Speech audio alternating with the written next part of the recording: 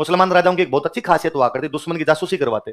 जब सांगा की जासूसी करवाई तो पता चला सांगा के बारे में कि सांगा का एक हाथ नहीं है, एक पैर नहीं है, एक आंख नहीं है, एक कान नहीं है, उसके शरीर पे 80 घाव है। कितने घाव है? तो सांगा के बाबर के जो सैनिक थे उसने बाबर को कहा कि मूर्ख, वो जो सामने आदमी आ रहा है ना, उसके हाथ नहीं, पैर नहीं, आंख नहीं, कान नहीं, उसके बावजूद लड़ने आ रहा है, तो मिनखों में तो नहीं आता।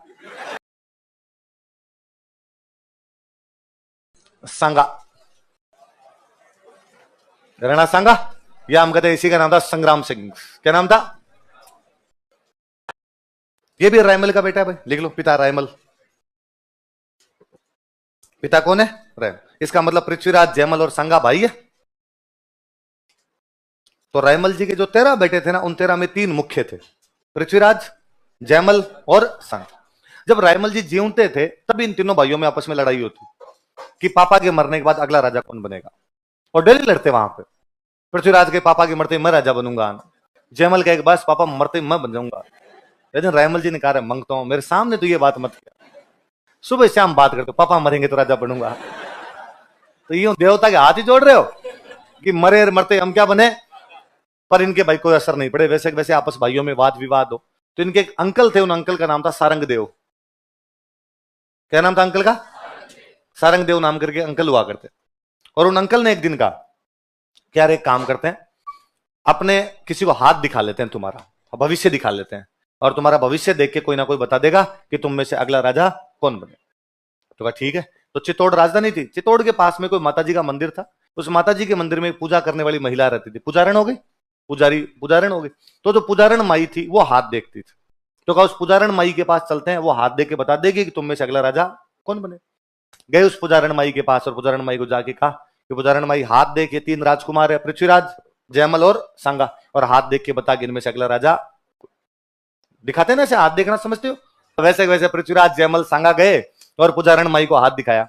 तो पुजारण माई ने तीनों के हाथ देख के कहा कि क्या करोगे तुम, पूछ के बाप के मरने के बाद एक आदमी को तो राजा बनना ही है, तो बन जाएगा, क्या पूछते हो ऐसे, और मैं अभी बता दूंगी तो फिर भाइयों भाइयों में मनमुटाव हो जाएंगे, ये बनेगा दो उसको मारने की कोशिश करेंगे। तो पृथ्वीराज बड़ा गुस्सेल था, पृथ्वीराज ने तलवार निकाली बार कि फिलोसफी में झाड़, बता फालतू की झाड़ रही फिलोसफी। डोकरी गुस्सा आया, पर गुस्से में क्या करे, पृथ्वीराज तलवार लिए खड़ा था। डोकरी का और तो बस चलाने, डोकरी ने कहा तू तो नहीं बनेगा। पृथ्वीराज ने कहा कोई बात नहीं, 2 खड़े, इनमें से बता कौन बनेगा। उसने बेचारे डरते डरते कहा कि सांगा बनेगा। कौन बनेगा? और जैसे ही कहा सांगा बनेगा, पृथ्वीराज और जयमल टूट के पड़े, सांगा को लिया साइड में, सांगा कूटने लगे। सांगा की आंख फोड़ दी थी, सांगा की आंख नहीं थी, तो एक आंख इन दोनों भाइयों ने तोड़ दी थी, उसने फोड़ दी इन्होंने भाइयों ने। पर वो बेचारी पुजारण माई या अंकल सारंग देव जी जैसे तैसे बीच बचाव करके पड़े और सांगा का भाग यहां से। तो सांगा अपना घोड़ा लेके भागा वहां से। राजसमंद जिले में गांव पड़ता था सेवंतरी।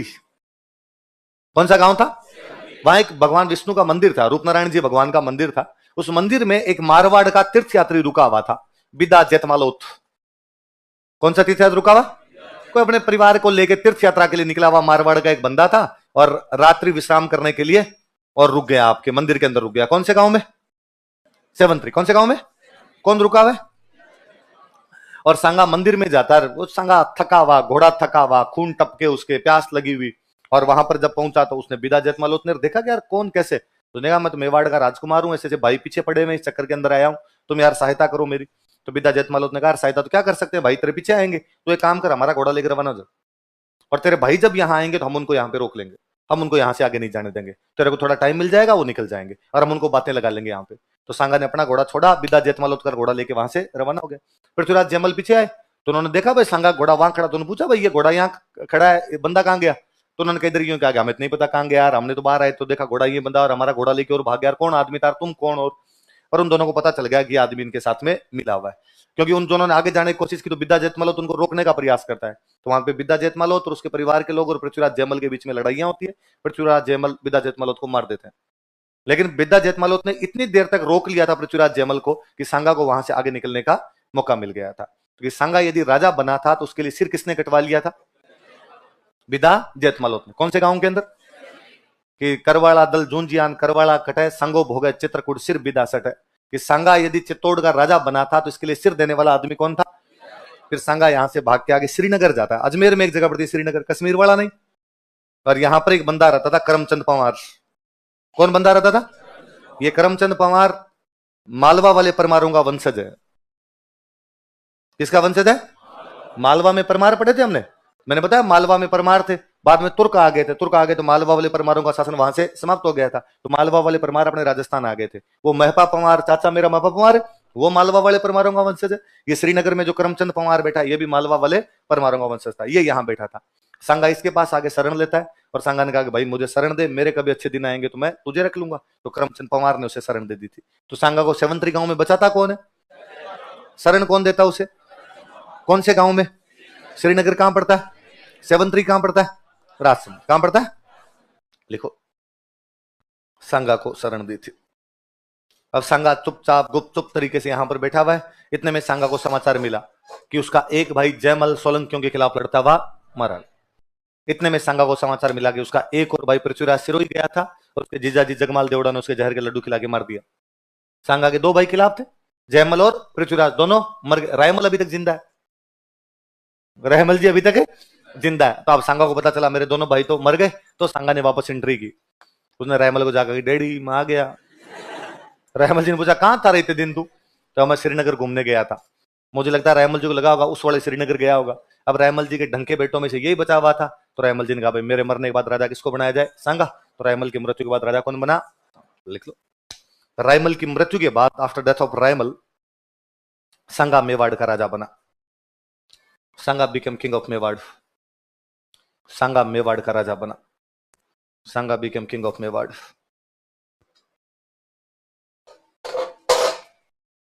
क्या स्थितियां हैं जब सांगा राजा बना था? जब सांगा का राजतिलक होता है उस समय आसपास की रियासतों की क्या स्थितियां थी, सुनना आप, देखना एक बार। अपने उत्तर भारत में 3 बड़ी रियासतें हुआ करती थी उस समय, दिल्ली, मालवा और गुजरात। कौन कौन सी 3 रियासतें हुआ करती? ये तो दिल्ली, एक कौन सी आपकी? मालवा, और एक रियासत कौन सी? गुजरात। सांगा 1509 में जब राजा बनता है, उन दिनों दिल्ली में एक सुल्तान था जिसका नाम था सिकंदर लोदी। दिल्ली का सुल्तान कौन है? उन्हीं दिनों जो मालवा का सुल्तान है उसका नाम है नासिर शाह। मालवा के सुल्तान का नाम क्या है? और उन्हीं दिनों जो गुजरात का सुल्तान है उसका नाम है महमूद शाह बेगड़ा। क्या नाम है उसका? महमूद शाह बेगड़ा। तो मुझे याद है एक बार सवाल था कि सांगा जब राजा बना था तब दिल्ली का सुल्तान कौन था? तो दिल्ली का सुल्तान कौन था? तो कोई दिल्ली वाला पूछ सकता है तो मालवा गुजरात वाले पूछे जा सकते हैं। तो मालवा का कौन रहा था? नासिर शाह। और गुजरात का कौन था? महमूद शाह बेगड़ा। अरे महमूद बेगड़ा बड़ा राजा हुआ था। मतलब महमूद बेगड़ा के लिए वैसी बातें की जाती कि महमूद बेगड़ा खाने पीने का गजब का शौकीन था। सुबह सुबह उठते ही नाश्ते में बकरा खा जाया करता था। इतना ज्यादा वो यूं था कि 10 किलो दूध पीता, 10 किलो जलेबियां खाता, वैसे नाश्ता किया करता था महमूद शाह बेगड़ा। तो राजतिलक के टाइम में दिल्ली का सुल्तान कौन है? सिकंदर लोदी। मालवा कौन है? नासिर शाह। और गुजरात का सुल्तान कौन है? बताओ देखिए दोबारा, दिल्ली का सुल्तान कौन है? सिकंदर लोदी। मालवा का नासिर शाह। और गुजरात का? हालांकि सांगा की इन तीनों से लड़ाई नहीं, सांगा की इनके बाद में जो राजा बने थे उनके साथ लड़ाई हुई।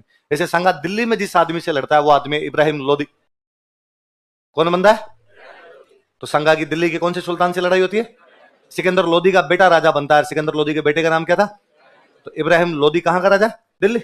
आगरा राजधानी बन गई थी वैसे तो इनकी, पर फिर भी दिल्ली सल्तनत ही बोला करते इसको। तो सांगा के और इब्राहिम लोदी के बीच में 2 लड़ाइयां होती है। कितनी लड़ाइयां होती है? पहले युद्ध होता है खातोली का युद्ध। कौन सा युद्ध है? खातोली कोटा में एक जगह पड़ती है। खातोली कहां पर पड़ता है? तो कौन सा युद्ध होता है आपके नाम बताओ देखिए? 1517 में। कब हुआ ये युद्ध? इसके बाद एक युद्ध और हुआ, बाड़ी का युद्ध। बाड़ी पड़ता है धौलपुर में। बाड़ी कहां पर पड़ता है? ये अगले साल युद्ध हुआ। अगले साल होगा तो कब होगा? 1518। तो सांगा के दिल्ली के सुल्तान इब्राहिम लोदी के बीच में 2 लड़ाइयां हुई। बताओ कौन कौन सी? खातोली का युद्ध और बाड़ी का। खातोली कहां पड़ता है? कोटा। बाड़ी कहां पड़ता है? सांगा ने दोनों युद्धों में इब्राहिम लोदी को हरा दिया। तो सांगा दिल्ली के कौन से सुल्तान को हराता है? इब्राहिम लोदी को। कौन कौन से युद्धों में? खातोली और बाड़ी। खातोली कब है? 1517। बाड़ी कब है? 1518। खातोली कहां पर पड़ता है? कोटा। बाड़ी कहां पर पड़ता है? ऐसे उतार लोगे, अलग अलग लिखो। बैटल ऑफ खातोली और बैटल ऑफ बाड़ी।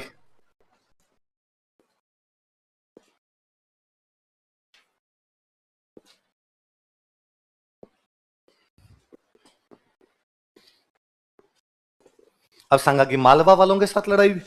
सांगा की मालवा में जिस बंदे के साथ लड़ाई होती है उस बंदे का नाम है महमूद खिलजी। क्या नाम है? तो आप अपने कहेंगे सर कुंभा के टाइम में भी महमूद खिलजी था। तो वो मान लो फर्स्ट और ये मान लो आप तो सेकंड। तो महमूद खिलजी सेकंड के साथ किसके साथ लड़ाई हुई? महमूद खिलजी सेकंड। महमूद खिलजी सेकंड कहां का राजा? मालवा का। और यहां इन दोनों के बीच में जो युद्ध होता है उस युद्ध का नाम है गागरोन का युद्ध। दोनों के बीच में कौन सा युद्ध हुआ था? गागरोन कहां पड़ता है? झालावाड़। कहां पे पड़ता है? तो इन दोनों के बीच कौन सा युद्ध हुआ? गागरोन का युद्ध। उसके अगले ही साल 18 के अगले ही साल तो कब हो जाएगा आपके? 1519। उतार लो, ऐसा कैसे उतार लो? संगा वर्सेस महमूद खिलजी सेकंड। तो संगा और महमूद खिलजी सेकंड के बीच में कौन सा युद्ध होता है? गागरोन का युद्ध। गागरोन कहां पड़ता है? झालावाड़। लिखो युद्ध का कारण, दो चार बातें लिखते हैं। युद्ध का कारण, कॉजेज ऑफ बैटल, युद्ध का कारण। यार रुक तो सही है। युद्ध के कारण, अच्छा एक तो दोनों साम्राज्यवादी राजा है। संगा भी अपने साम्राज्य का विस्तार करना चाहता है, महमूद खिलजी भी अपने साम्राज्य का विस्तार, लेकिन दोनों अपने साम्राज्य का विस्तार करना चाहते थे। Both wanted to expand their empire. फिर मेवाड़ और मालवा वालों के बीच में लंबे टाइम से लड़ाई चल रही। कुंभा के टाइम से मेवाड़ मालवा लड़ रहे थे, कुंभा के टाइम में लड़े हैं, रायमल के टाइम में लड़े हैं, अब वापस लड़ाई होगी। तो लिख लो मेवाड़ तथा मालवा में लंबे समय से दुश्मनी चली आ रही थी। 2 नंबर लिख लो, मेवाड़ तथा मालवा में लंबे समय से दुश्मनी चली आ रही थी। There had been a rivalry between Mewad and Malwa for a long time. For a long time. एक और सुनना, देखो बात। अपने ये मेवाड़ और मेवाड़ के पास में इधर लगता हुआ अपने क्या पड़ता था? मालवा।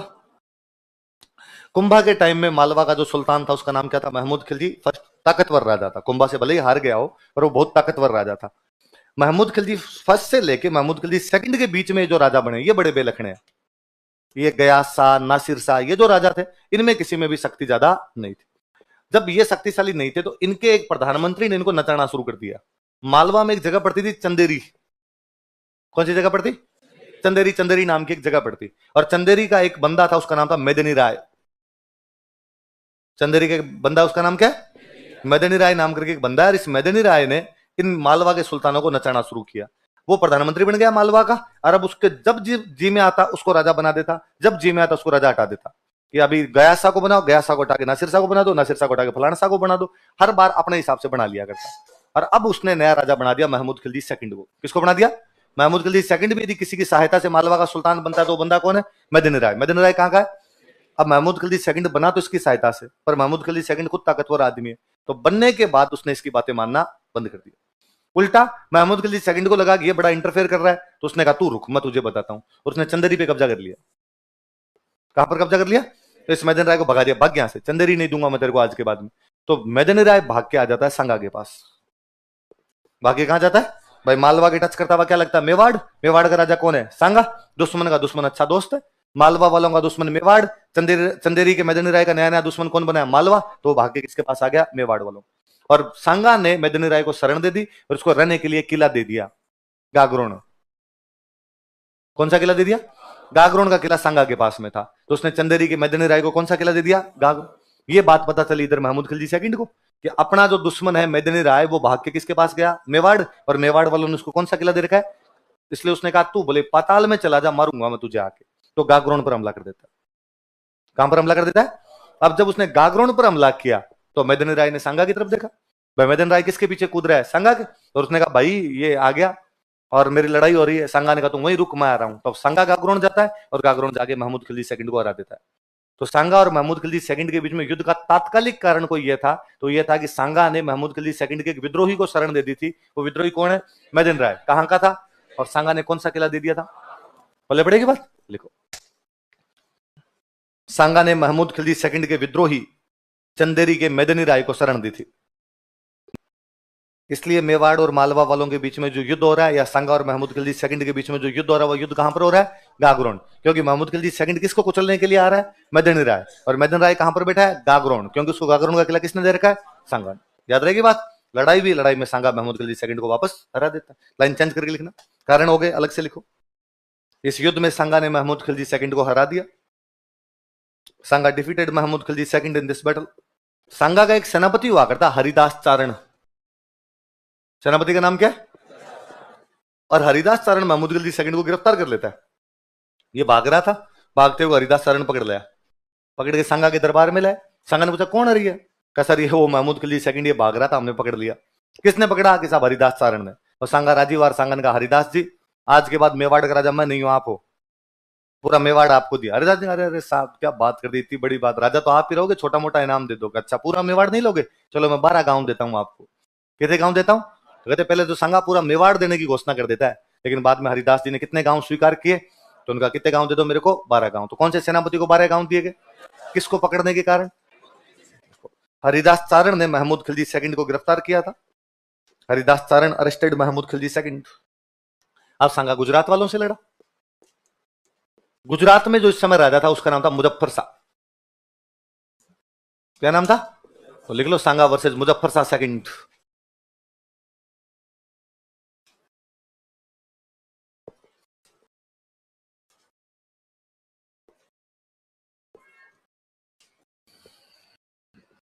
सांगा दिल्ली में किससे लड़ रहा है? इब्राहिम लोदी। सांगा मालवा में किससे लड़ रहा है? महमूद खिलजी सेकंड। सांगा गुजरात में किससे लड़ रहा है? मुजफ्फर शाह सेकंड।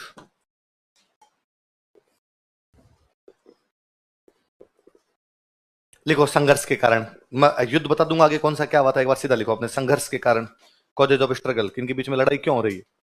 संघर्ष के कारण, कॉजेज ऑफ स्ट्रगल।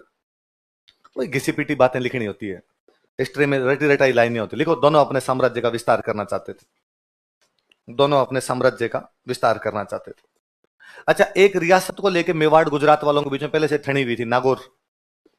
भाई कुंभा के टाइम में नागौर पे इन्होंने कब्जा कर लिया था, और शम्स भाग्य किसके पास चला गया था? गुजरात। तो गुजरात वालों का यह मानना था कि शम्स हमारे पास है, नागौर हमारा है। कुंभा का मानना था मैंने इनकी सहायता की, मैंने कब्जा किया तो मेरा है। तो नागौर को लेकर तनातनी चलती थी। मेवाड़ वाले कहते नागौर से टैक्स हम लेंगे, गुजरात वाले कहते नागौर से टैक्स हम। लिखो, नागौर को लेकर मेवाड़ तथा गुजरात में लंबे समय से दुश्मनी चली आ रही थी।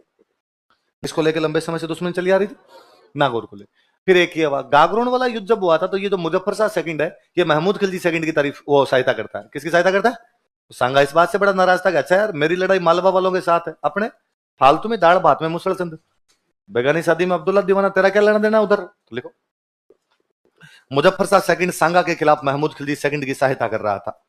तो मुजफ्फर शाह सेकंड किसकी सहायता कर रहा है? मालवा वालों, मतलब गुजरात मालवा वालों की सहायता कर रहा है, और सांगा और मालवा वालों के आपस में बनती नहीं। एक और सुनो, देखो ये अपना मेवाड़ के टच करता हुआ इधर क्या लगता था आपका? गुजरात। ये मेवाड़ मान लो, ये इधर गुजरात। यहां गुजरात और मेवाड़ के बीच में एक छोटी सी रियासत थी जिसका नाम था ईडर। कौन सी रियासत थी? अब तो ईडर गुजरात का पार्ट है ना, ईडर गुजरात राज्य के अंदर आ गया। पहले गुजरात रियासत अलग हुआ करती और ईडर रियासत अलग। और ईडर अपने जोधपुर वाले राठौड़ों की रियासत थी। मारवाड़ के राठौड़ों में से एक भाई कहां बस गया था जाके? ईडर। तो ईडर राजस्थान का पार्ट माना जाता था। ईडर में दो बंदे आपस में लड़ पड़े। एक बंदे का नाम था भारमल, एक बंदे का नाम क्या था? एक बंदे का नाम था रायमल। तो ईडर में कौन कौन राजा बनना चाहते हैं? भारमल और रायमल। ये जो भारमल था ये भाग के चला गया मुजफ्फर शाह के पास। किसके पास चला गया? इसने मुजफ्फर शाह को जाकर कहा, भाई मुजफ्फर शाह तू मेरी सहायता कर और मेरे को राजा बना दे, और मैं राजा बन जाऊंगा, तू जैसे कहेगा वैसे कर लूंगा। मुजफ्फर शाह को लगा ठीक है, यदि अपने पड़ोस में जो भी राजा है वो अपना डमी हो, पड़ोस में जो भी राजा हो अपना कठपुतली हो, पपेट हो, तो ठीक रहता, तो अपने जैसे कहेंगे वैसी बातें मानता रहेगा। तो मुजफ्फर शाह सेकंड गुजरात से आया, उसने आगे ईडर में राजा किसको बना दिया? भारमल। तो बेरोजगार कौन हो गया? रायमल की शादी की हुई थी सांगा की बेटी के साथ। रायमल की शादी किससे की हुई थी? तो सांगा की बेटी और रायमल दोनों भाग के कहां पर आएंगे? मेवाड़। और सांगा की बेटी ने आगे पूरी बात बताई कि डैडी इनको तो आजकल नरेगा पे जाना पड़ रहा है, हमारी तो हालत खराब कर रखी है। सांगा ने कहा किसने किया भाई ये सब? तो कहा भारमल ने किया। भारमल को कौन हेल्प कर रहा है? तो मुजफ्फर शाह। तो सांगा ने कहा रुको मार रहा हूं। तो सांगा ईडर पर अटैक करता है। ईडर का राजा कौन है? पर भारमल किसके पीछे कूद रहा है?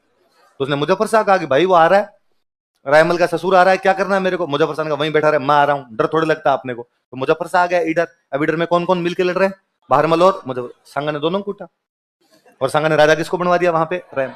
हालांकि थोड़े दिनों बाद रायमल मर ही जाता है। रायमल मर गया तो ये भारमल सांगा के पास गया। इसने कहा मैं भी रिश्तेदार तो लगता हूं, ऐसे क्या करते हो यार, कभी मेरी सहायता करो।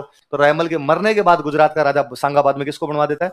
लेकिन भारमल रायमल की लड़ाई में सांगा ने किसका साथ दिया था, और भारमल का साथ कौन दे रहा था?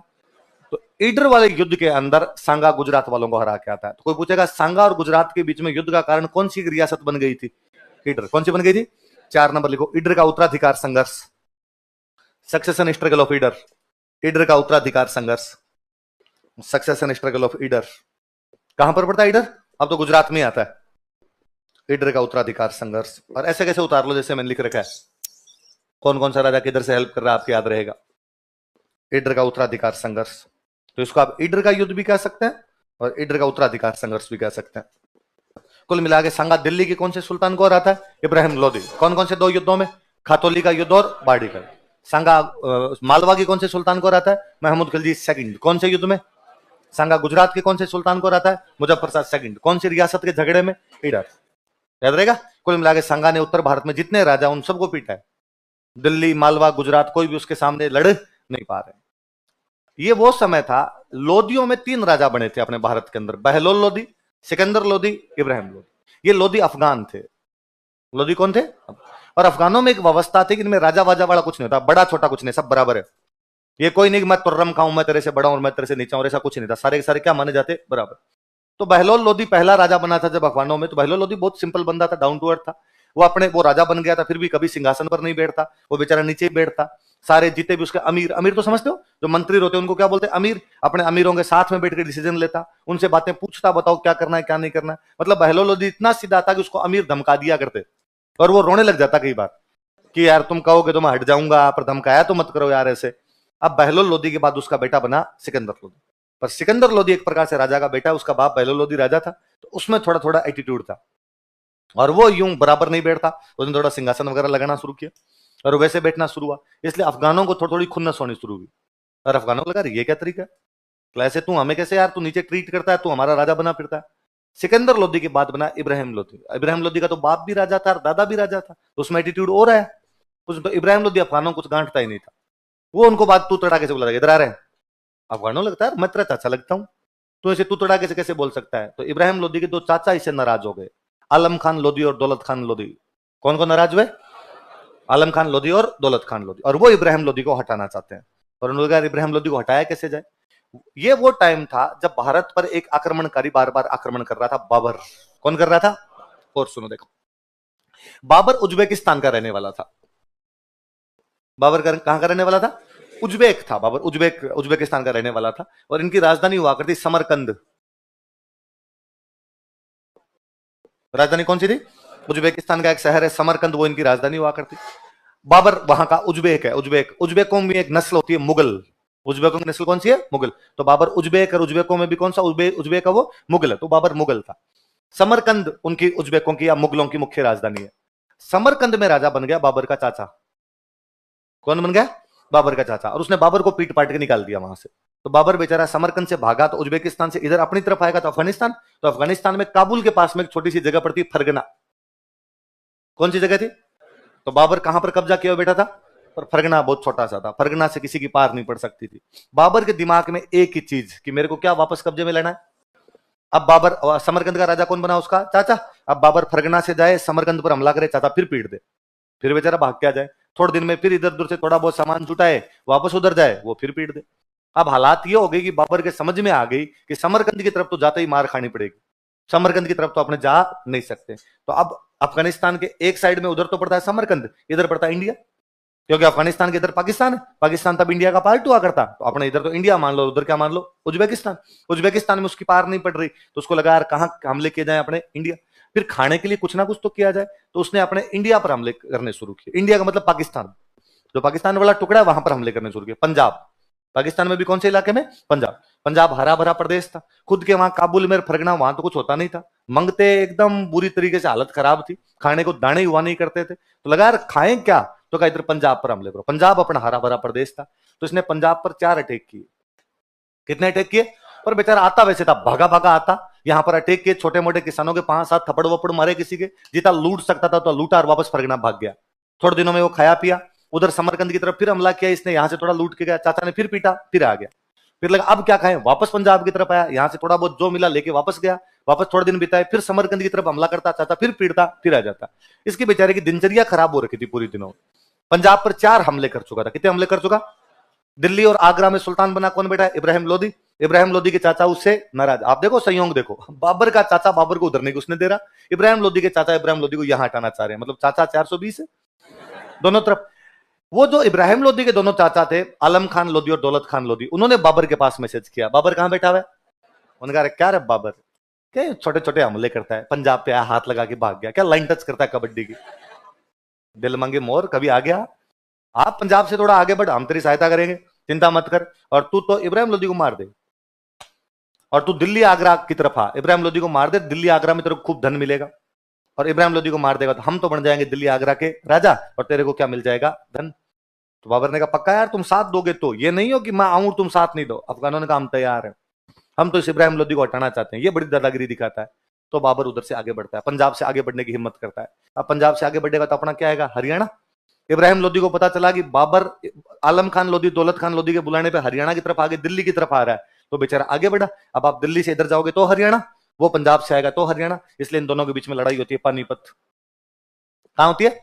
पानीपत का पहला युद्ध। इब्राहिम लोदी लड़ता है, पर बेचारे के चाचा ही साथ नहीं, परिवार ही साथ नहीं, घर वाले बाबर से जाके मिल गए, तो इब्राहिम लोदी न केवल हारता है बल्कि लड़ता हुआ मारा जाता है।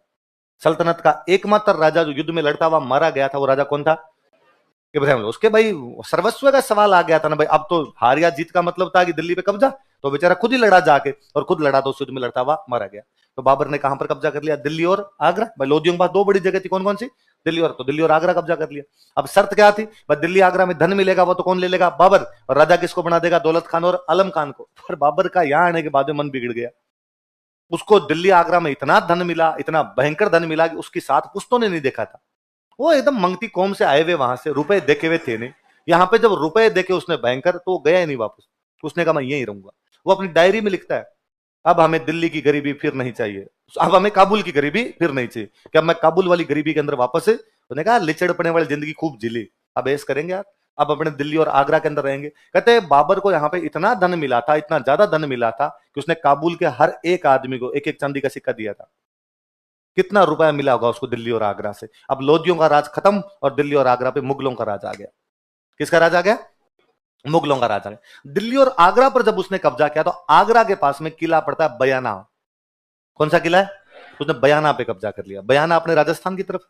जब उसने बयाना पे कब्जा किया तो सांगा के कान खड़े हुए, और सांगा को लगा कि अच्छा मतलब तुम इधर राजस्थान की तरफ आने के प्रयास करोगे। तो सांगा इधर से चित्तौड़ से बयाना की तरफ जाता है। किधर जाता है? उसको यह था कि नहीं, ये आगरा तक की टेरिटरी मेरी है, और यहां तक मैं टैक्स लेता हूं। इवन उसने इब्राहिम लोदी के दिल्ली के आसपास तक के 200 गांवों पर कब्जे कर रखे थे। इब्राहिम लोदी को सांगा कुछ समझ ही नहीं रहा था। सांगा मतलब जब जी में आता तब दिल्ली के आसपास के गांवों से टैक्स लिया करता। उसने 200 गांवों तक वहां पर कब्जा कर रखा। लेकिन जब बाबर ने बयाना पर कब्जा किया, तो सांगा ने कहा भाई रुक तू, मैं आ रहा हूं इधर। बाबर ने अपना एक बंदा बयाना के किले में बिठा रखा था, उस बंदे का नाम था मेहंदी ख्वाजा। बंदे का नाम क्या था? तो मेहंदी ख्वाजा ने बाबर के पास आगरा मैसेज किया कि भाई इधर से कोई सांगा नाम का एक आदमी है, और वो युद्ध करने के लिए आ रहा है, सेना बड़ी बता रहे हैं उसकी, तो तू बता मैं किला खाली करूं, किले में बैठा रहूं, और मुझे नहीं लगता पार पड़ेगी। तो बाबर ने कहा रुक तुम वहीं रुक, अपने किला खाली नहीं करना, मैं और सेना भेज रहा हूं। तो बाबर अपना एक सेनापति और भेजता है यहाँ पे, सुल्तान मिर्जा। कौन सेनापति भेजता है? अब बयाना के किले की रक्षा के लिए बाबर की तरफ से कौन कौन दो बंदे? मेहंदी ख्वाजा और सुल्तान मिर्जा। किसके खिलाफ लड़ना है इन दोनों को? सांगा। सांगा गया, सांगा दोनों को पीटा। किस किस को? मेहंदी ख्वाजा और सुल्तान मिर्जा। तो कौन से युद्ध में? लिखो बयाना का युद्ध, बैटल ऑफ बयाना।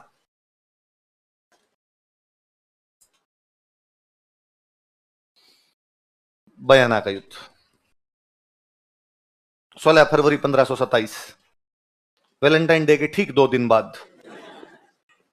बयाना भरतपुर में अपने एक जगह पड़ती है, यहां पे सांगा और बाबर के बीच में लड़ाई हो रही थी।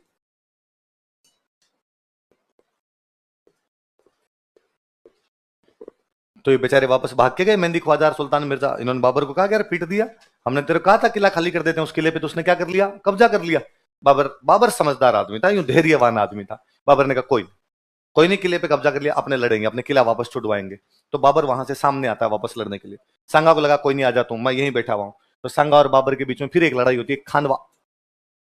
कौन सी लड़ाई होती है? लिखो खानवा का युद्ध, बैटल ऑफ खानवा। वहीं भरतपुर में एक जगह पड़ती है। इस युद्ध के लगभग 1 महीने बाद 17 मार्च 1527, ये तारीख याद रखना। वो तारीख बाकी याद रहे नहीं रहे, खानवा वाली तारीख याद रखना, ये कोई पूछ लेंगे। खानवा भी कहां पर पड़ता है आपका? भरतपुर में, बैटल ऑफ खानवा। लिख लो बाबर वर्सेस सांगा। अच्छा एक पहले रुकना, कब हो रहा है खानवा कब हो रहा है? 17 मार्च 1500। कभी नॉर्मली आपसे पूछे कि खानवा का युद्ध कब हुआ था, तो 17 मार्च 1527। कभी कोई स्पेसिफिक पूछे कि श्यामल दास जी के अनुसार यह युद्ध कब हुआ था, 16 मार्च, वीर विनोद जो किताब कल मैं बता रहा था, वीर विनोद में इसकी डेट क्या लिखी हुई है? 16 मार्च। स्पेसिफिक पूछे कि वीर विनोद के अनुसार खानवा युद्ध कब हुआ था? 16 मार्च। बिना वीर विनोद दिए पूछे तो हमेशा क्या बताना है? 17 मार्च। क्वेश्चन में लिख लो वीर विनोद के अनुसार 16 मार्च, अकॉर्डिंग टू वीर विनोद।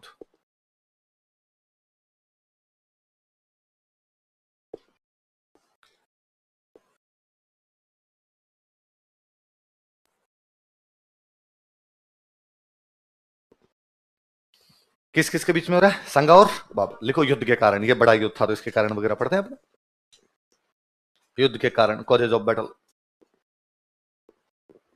एक तो वही दोनों शक्तिशाली आदमी, तो दोनों अपने साम्राज्य का दोनों अपने साम्राज्य का विस्तार करना चाहते थे। विस्तार करना चाहते कैसे? तो मैंने अभी आपको बताया कि सांगा ने दिल्ली के आसपास के 200 गांवों पे कब्जा कर रखा था। कितने गांवों पे कब्जा कर रखा? बाबर का यह मानना था गांव मेरे हैं। और जब बाबर और इब्राहिम लोदी की बीच वाली उधर लड़ाइयां चल रही थी, तब सांगा ने आसपास के कई गांवों पर कब्जा कर लिया। तो बाबर का कहना था यहां से टैक्स मैं लूंगा, जबकि वहां से टैक्स लेना किसने शुरू कर दिया था? सांगा। लिखो, सांगा ने दिल्ली सल्तनत के 200 गांवों पर अधिकार कर लिया था। दिल्ली में सुल्तान बनते इसलिए इस इलाके को क्या बोलते थे? सल्तनत। सांगा ने दिल्ली सल्तनत के 200 गांवों पर अधिकार कर लिया था। 3 नंबर लिखो, सांगा ने बयाना के किले पर अधिकार कर लिया था। सांगा कैप्चर्ड बयाना फोर्ट। अच्छा, इनके बीच तनातनी का एक कारण यह भी था कि बाबर मुगल था और बाबर ने भारत में आके अफगानों को हराया। किसको हराया? अब अफगान हार गए। अफगान हार गए तो अफगानों को लगा यार अब क्या किया जाए, बदला लेना है, वापस बाबर से बदला लेना, मुगलों को भगाना है यहां से। इसलिए अफगान आ गए सांगा के पास। अफगान किसके पास में आ गए? दुश्मन का दुश्मन। अफगानों का नया नया दुश्मन कौन बना है? बाबर। बाबर का दुश्मन कौन है? सांगा। तो अफगान और सांगा आपस में क्या है? स्वाभाविक मित्र। तो अफगान मतलब इब्राहिम लोदी का खुद का भाई यहीं पर आ गया था सांगा के पास, महमूद लोदी। इब्राहिम लोदी का भाई कौन था? महमूद। तो सांगा, बाबर इस बात से भी गुस्से में था कि यार सांगा ने मेरे दुश्मनों को सहायता की, और बाबर सांगा इनके साथ में गठबंधन बना रहा था। सांगा अफगानों को कह रहा था कि लो आ जाओ, जहां जहां बैठे हो आ जाओ, अपने मिलके लड़ेंगे और मिलके मारेंगे, मैं तुम्हें आगरा वापस दिलवा दूंगा। क्या वापस दिलवा दूंगा? अफगानों ने कहा ठीक बात है, तो लिखो सांगा अफगानों के साथ गठबंधन बना रहा था। Sanga was making an alliance with Afghans. एक ये मुख्य मुख्य कारण तो ये है कि दोनों अपने साम्राज्य का विस्तार करना चाहते हैं। सांगा दिल्ली के आसपास के 200 गांवों पर कब्जा कर लेता। बाबर नाराज है इस बात से, उसने बयाना का किला बाबर से छीन लिया। वो तनातनी है और अफगानों की वो क्या कर रहा है? सहायता कर रहा है। उनको कह रहा है मैं तुम्हें आगरा वापस दिलवा दूंगा। तो बाबर इस वजह से भी नाराज। एक कारण बाबर अपनी डायरी के अंदर लिखता है। बाबर की डायरी है जिसका नाम है बाबरनामा। क्या नाम है? वो डायरी है, डेली डायरी है, डेली मेंटेन करता था उसको। तो अपनी डायरी के अंदर एक बात लिखता है, वो लिखता है कि जब मैं फरगना में था, जब मैं बता रहा था मैं कौन सी जगह थी? फरगना। कि जब मैं फरगना में था, कहां गया? वो लिखता है कि जब मैं कहां पर था? फरगना। जब मैं फरगना में बैठा था तो एक दिन सांगा ने मेरे पास लेटर भेजा। किसने लेटर भेजा? सांगा ने मेरे पास लेटर भेजा कि भाई बाबर, तू फरगना से इंडिया और अपने दोनों मिलके इब्राहिम लोदी से लड़ेंगे। किससे लड़ेंगे? इब्राहिम लोदी से। क्योंकि यार इब्राहिम लोदी मुझे डेली डेली तंग करता रहता है और मेरी इब्राहिम लोदी के खिलाफ पार नहीं पड़ रही। तू आजा, अपने दोनों मिलकर इब्राहिम लोदी से लड़ेंगे और इब्राहिम लोदी को मार देंगे, और तू दिल्ली और आगरा रख लेना। ऐसा कौन लिखता है? बाबर लिखता है कि मुझे भारत में किसने बुलाया है? सांगा ने। किसके खिलाफ? इब्राहिम लोदी के। और वो कहता है कि मैं आ गया सांगा के कहने पे। लेकिन जब मैं पानीपत के पहले युद्ध में लड़ रहा था तो मैंने सांगा के पास में कई लेटर भेजे, लेकिन सांगा ने मेरे किसी भी लेटर का जवाब नहीं दिया और अफगानों के खिलाफ मेरी कोई भी सहायता नहीं की। पानीपत के युद्ध में मेरी मदद करने के लिए नहीं। मैं इसको सबक सिखाऊंगा, मैं बताऊंगा कि वादा खिलाफी क्या होती है। वादा खिलाफ समझ गए? मेरा प्रॉमिस तोड़ा इन्होंने और मैं इसको वचन भंग करने का सबक सिखाऊंगा इसको। ऐसा बाबर लिखता है। ऐसा कौन लिखता है? ये बात बाबर के अलावा किसी ने नहीं लिखी। उस समय के न तो किसी भारतीय इतिहासकार ने इस बात को मेंशन किया कि सांगा ने बाबर को बुलाया था, न कोई फारसी इतिहासकार इस बात को लिखता है। बाबर की साइड वाला कोई इतिहासकार भी इस बात को नहीं लिखता कि बाबर को भारत में किसने बुलाया था? सांगा। उल्टा सब ये लिखते हैं कि बाबर को भारत में बुलाने वाले थे आलम खान लोदी और दौलत खान लोदी। कौन कौन थे? और फिर इस बात पर वैसे भी हंसी आती है कि बाबर लिखता है कि सांगा ने मुझे इब्राहिम लोदी के खिलाफ बुलाया और सांगा ने मेरे पास लेटर लिख के कहा कि इब्राहिम लोदी मुझे तंग करता है। ये इब्राहिम लोदी जिसको उसने 2 बार खातोली और बाड़ी में भगा भगा के मारा, 17 और 18 में। पानीपत तो हुआ है 26 में। उससे पहले तो पीट चुका था उसको। तो ये बाबर केवल अपने आप को जस्टिफाई करता है कि बाबर को जब यहां सांगा पर अटैक करना था तो अपनी डायरी में लिखता है कि भाई मैं सांगा पर अटैक करने क्यों जा रहा हूं। तो कहता मुझे सांगा नहीं बुलाया था। किसने बुलाया था? सांगा ने। बाकी उसको सांगा नहीं बुलाया, उसको किसने बुलाया?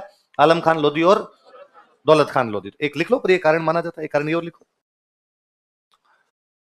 बाबर ने सांगा पर वादा खिलाफी का आरोप लगाया था। बाबर ने सांगा पर वादा खिलाफी का आरोप लगाया था। Babur blamed Sanga for violating promise. अब एक खानवा के मैदान में दोनों आमने सामने आके बैठे हुए, एक तरफ बाबर बैठा हुआ, एक तरफ कौन बैठा हुआ? सांगा। बाबर के पास सेना कम थी, सांगा के पास में सेना ज्यादा थी, पर बाबर को कॉन्फिडेंस था, बाबर के पास में तोपें थी। क्या थी? नॉर्थ इंडिया में, उत्तर भारत में पहली बार को तोप लेके आया था तो बाबर से पहले नॉर्थ इंडिया की किसी भी लड़ाई में बारूद का प्रयोग ही नहीं हुआ था। अपनी लड़ाइयां तलवार, भाले और तीर कमानों की थी। तीर कमान लड़ेगा, भाले से भाले वाला लड़ेगा और तलवार से तलवार वाला लड़ेगा।